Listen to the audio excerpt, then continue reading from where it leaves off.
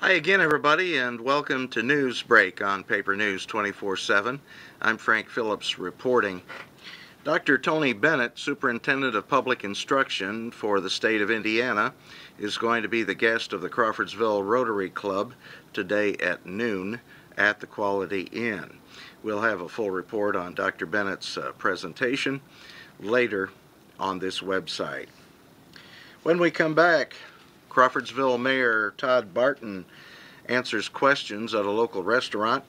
We'll also have other local news, and we will have a report of sports and see what our weatherbird Weatherby has to say about today's forecast. You're watching Newsbreak on Paper News 24/7. Bad wrecks happen to good people. That's why people take their wrecks to the good people at Gould's Body and Paint in Crawfordsville. Gould's will work with your insurance company to provide an accurate quote of your needed repairs. Then the iCar Gold Class specialists take over, restoring your vehicle to good as new. Gould's will service any make, any model, any type, or amount of damage. Just remember our motto: at Gould's Body and Paint, our business is a wreck.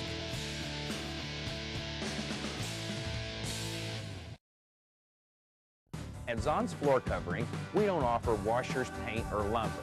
Floor covering is our expertise for your home or office. At Zon's Floor Covering, we offer luxurious styles of carpeting and realistic-looking vinyl patterns, and we do it better than anyone else. You'll fall in love with the possibilities at Zon's, all backed by professional installation, superior personal service, and our 3-year installation warranty.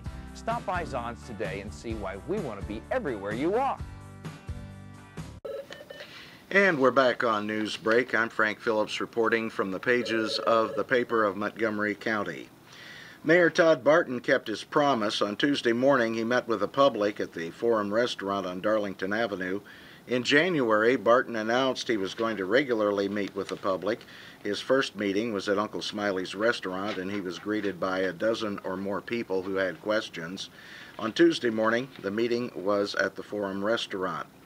I didn't know how this would turn out, he said, shaking hands. Last week there were several people here. Wrong information had been disseminated by one local newspaper, and some people didn't realize the mayor had announced his meeting would be this week instead of last. Nevertheless, people came by his table to ask questions.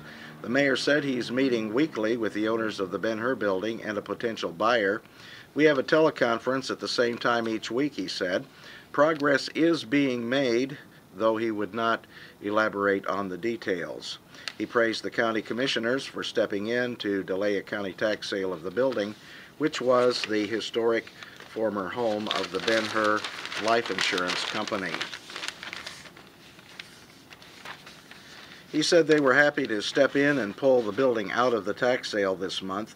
Barton's concern was that someone could have purchased the building who did not have the capital to develop it properly, and we would have another old hospital on our hands, referring to the former Culver Union Hospital building, which has sat empty since the new building was built in the 1980s. Barton is cautiously optimistic about the future.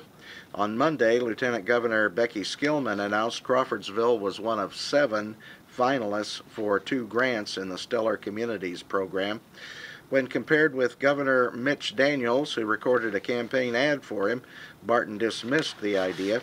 I don't think so, he said. I just want to stay right here and fix things that have been broken. We are a lot further along the timeline than I thought we would be, but I know we won't be able to get everything done as quickly as I would like.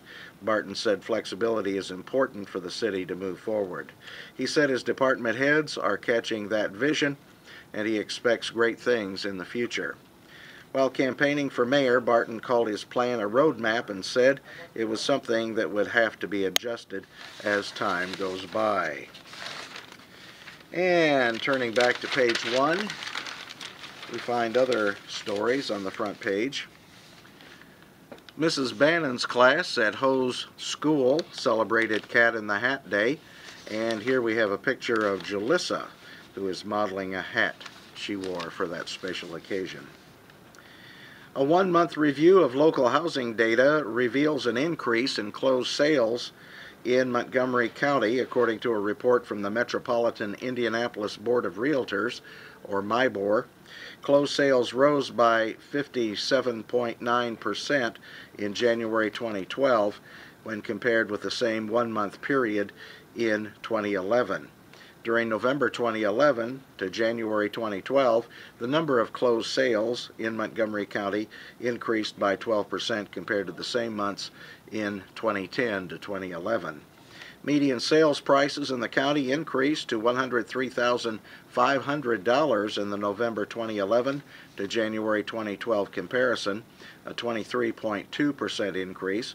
During the one-month period of January 2012, median sale prices increased 23.4% to $104,900. The average sale price of homes in Montgomery County increased 10.6% to $106,643 when compared to the same three-month period in 2010 to 2011, and increased 29.7% in the one-month comparison to $107,486. If that's a lot of numbers to run by you, just suffice it to say things are looking better for the housing market in Montgomery County. Well, today is that one day that is added to the calendar every 4 years. It's Leap Day today, and this is leap year, of course, and February 29th happens only once every 4 years.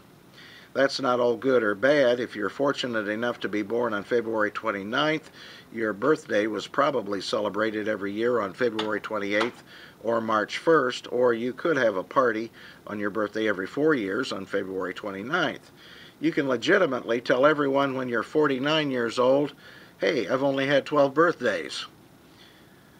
Likewise, if you choose to be married on February 29th, people could say you've only been married 5 years, and you could reply, yeah, but hey, it feels like 20. Yeah, you probably shouldn't say that around your spouse. Do they have Sadie Hawkins dances anymore? Back when Al Cap was inking his comic strip Little Abner on leap year, the gal could catch her feller. Many high schools had dances where the gals could invite their guys. Why? Because it was on Sadie Hawkins Day that Daisy May caught Little Abner. Remember that? That was a long time ago. Historically, February 29 has been memorable for a variety of reasons. Here are just two. In 1940, Gone with the Wind won 8 Oscars at the Academy Awards, and in 1980, Buddy Holly's glasses were found. They were found in Mason City, Iowa, and they had been lost since his death in a plane crash. Now, the information we had did not say whether or not they were found in a field after the plane crash or if he had left them in a motel room or something, but nevertheless, in 1980, Buddy Holly's glasses were found in Mason City, Iowa. Oh yes, and there's a third reason. If you were born on February 29th, hey, happy birthday today. Now, let's check one more story here that we have for you. There was a fire at 907 Wayne Court, which resulted in a near-total loss, said Inspector Dave Stewart. Firefighters were called to the house of owner Walter Robinson. They were there from 3:57 p.m. to 6:45 p.m. Tuesday. The fire was under control in 30 minutes, and no injuries were reported, Stewart said. Well, let's check that weather forecast, see what our little weatherbird friend Weatherby has to say. He says today is not only leap day, but it's take your umbrella to work day. The high today will be 64, he said, with lots of rain and maybe some storms. If Weatherby is off by more than 3 degrees, email us at weatherby@thepaper24-7.com and let us know. Include your name and phone number, and at the end of the month, all those who called in and caught Weatherby will be entered into a drawing for a prize. Now we turn over to page A5 for a look at local sports. Bob Cox reports from Frankfort.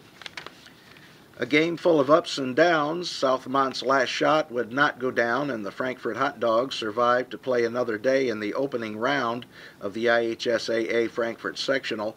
The Hot Dogs won the game 74-72. The final quarter was like a yo-yo as both teams scored in spurts.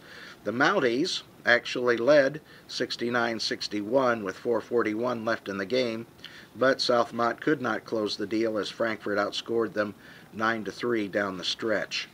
After an Austin Burton driving layup, which tied the score at 72 apiece, the Hot Dogs showed a lot of patience on offense and ended up getting an inside basket from sophomore Christian Smith to go up 74-72 with 8.7 seconds left in the game.